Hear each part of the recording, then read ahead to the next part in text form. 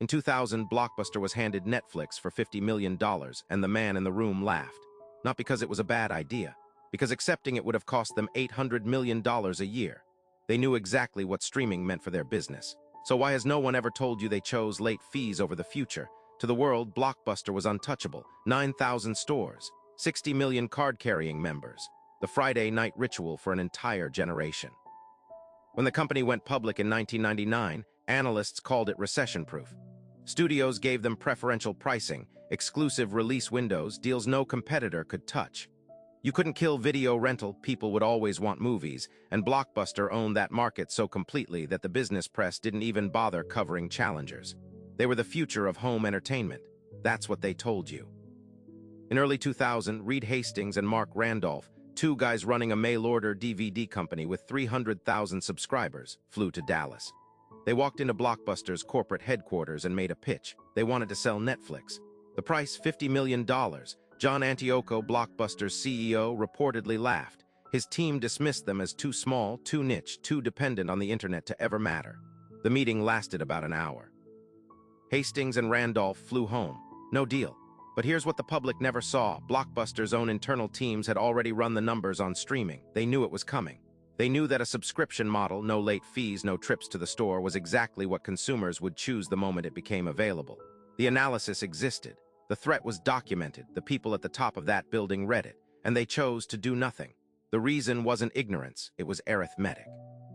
Blockbuster collected $800 million a year in late fees alone.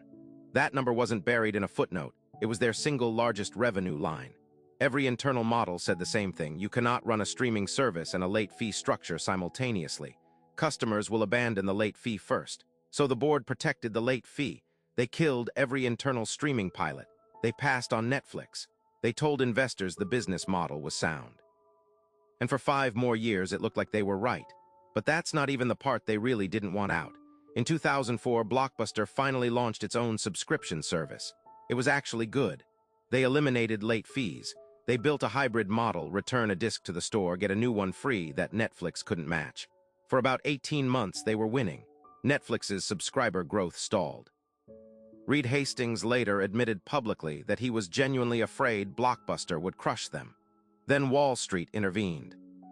Carl Icahn, an activist investor who'd accumulated a major Blockbuster stake, looked at the subscription pivot and did the math. Eliminating late fees cost $400 million in lost revenue in the first year alone. He didn't care about long-term positioning. He wanted that money back. Icahn led a shareholder campaign that forced Blockbuster to reinstate late fees, gut the online budget, and replace the executives pushing the streaming strategy. John Antioco, the CEO who had at least started the pivot, was pushed out in 2007 with a $5 million exit package. The man who replaced him reversed every streaming initiative within 90 days. By 2010, Blockbuster filed for bankruptcy, $4 billion in debt, fewer than 1,000 stores remaining, 84,000 people out of work. Netflix had 30 million subscribers and was accelerating. No one was charged, no one was fined.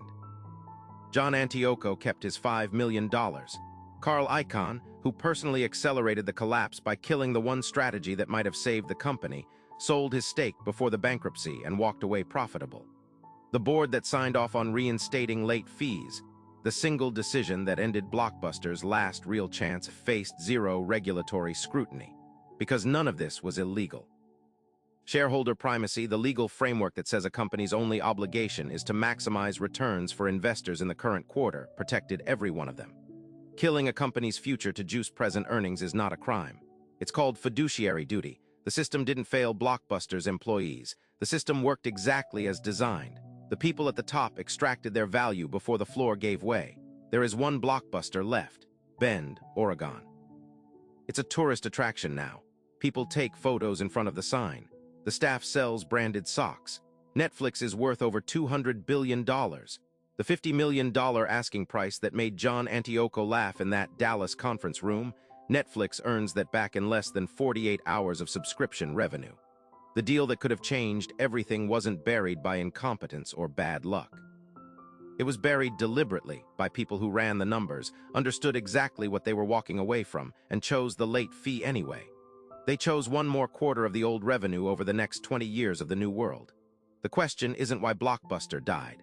The question is how many boardrooms right now are sitting on the exact same analysis, staring at the same math, and making the same choice.